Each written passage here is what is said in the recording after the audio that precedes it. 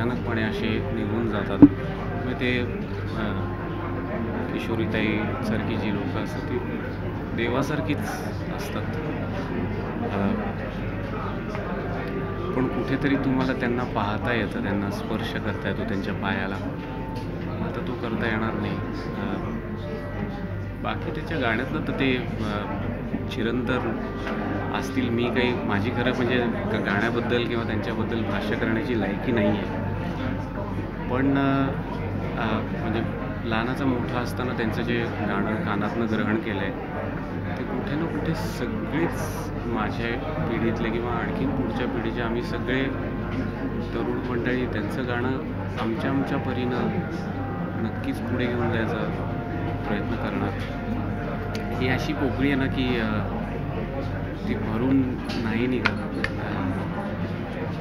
एखादी जखम झाली तर ती भरते, पण आतमध्ये जी संवेदना असते ती कायमची राहते. त्या पद्धतीची एक सल कायम राहील की किशोरीताई आपल्यात नाही. म्हणजे अनेक सारे राग मला असं वाटतं की किशोरीताई नसल्यामुळे बोरके झाले. तर अशा कुवतीने ते राग मांडायचे.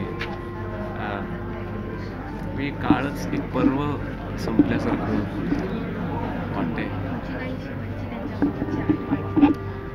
मला फार त्यांच्याबरोबर सहवास नाही मिळाला. 2-4 वेळा फक्त त्यांच्या पायाला हात लावता आला याचं मी भाग्य समजतो. पण देवाप्रमाणे माझ्यासाठी त्यांचं स्थान देवाप्रमाणे. कारण त्यांचं गाणं कुठेही म्हणजे मैफलीत ऐकलं किंवा रेकॉर्डवरती ऐकलं, यूट्यूबवरती ऐकलं तरी त्यांचं गाणं ऐकल्यानंतर आपण आपलं म्हणजे मी पण गळून जातो, आपलं भवताल सगळं बदलून जातो आणि आपण एका कुठल्या तरी गाभाऱ्यात संगीतात बरोबर बसलो आहोत असं वाटतं. तीच आठवण आहे.